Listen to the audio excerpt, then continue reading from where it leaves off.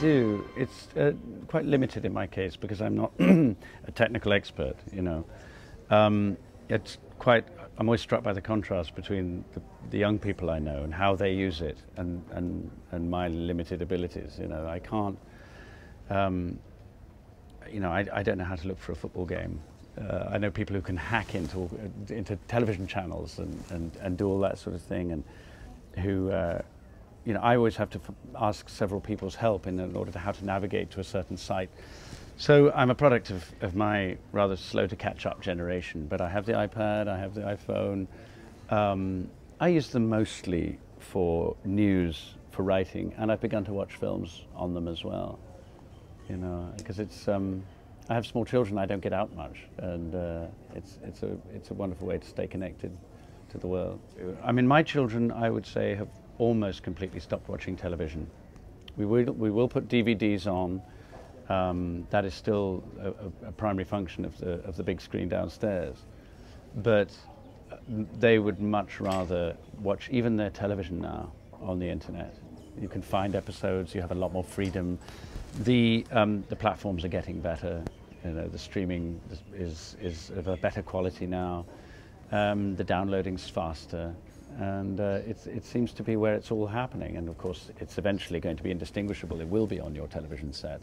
I mean, it already is, but I think that's going to be universal. Yes, I'll bring portable devices.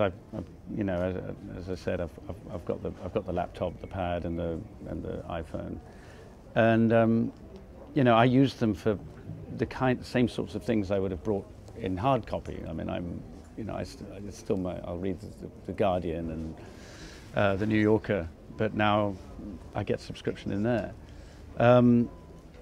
But it's also where I watch films. I mean, that's where I'll watch the films on the plane on the whole, rather than what the airline offers me. I'll have stuff that I've brought with me, and you know, I think it's also it's a powerful, you know, area of social expression and of where the social debate is going on. It's where dissent happens. I mean, you just look at the WikiLeaks thing. I mean, that's very largely thanks to social media. The fact that this is, you know, questions are being asked now about censorship, about secrecy, about, you know, what is really being said by people who control our lives. And whichever side of the debate you're on, I think it's absolutely impossible now to ignore the role that social media has. It happens occasionally that people approach me with ready-made films. I am involved in the Filmmaker website, which is the competition for the small, short 3-minute films, with a view to developing them into full-length films. The winner gets developed into a full-length film.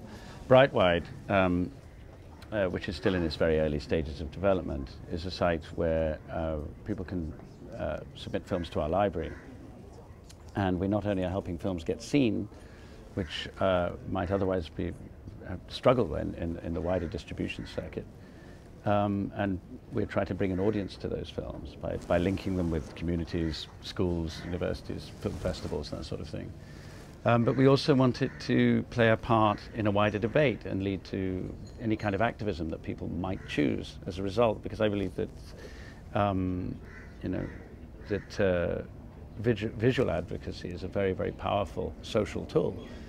And I think it's neglected often by the activists and the NGOs, the people who really want to affect change.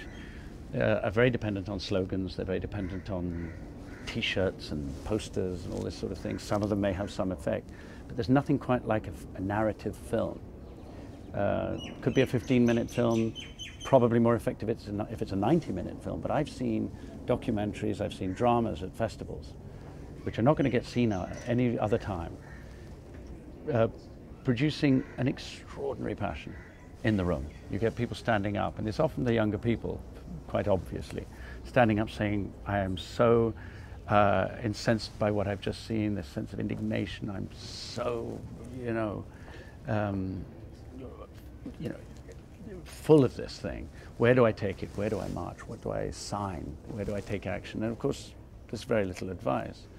What we're trying to do with the Brightwide site is to harness some of that and say, give people a direction or a choice of directions, and also to encourage the activists and the NGOs to make use of our site and bring those two things together, because I think that you know, there are a lot of people who are obviously trying to create forums for social political content, but I think this, you know, is something which has been neglected as a tool of bringing those two elements together.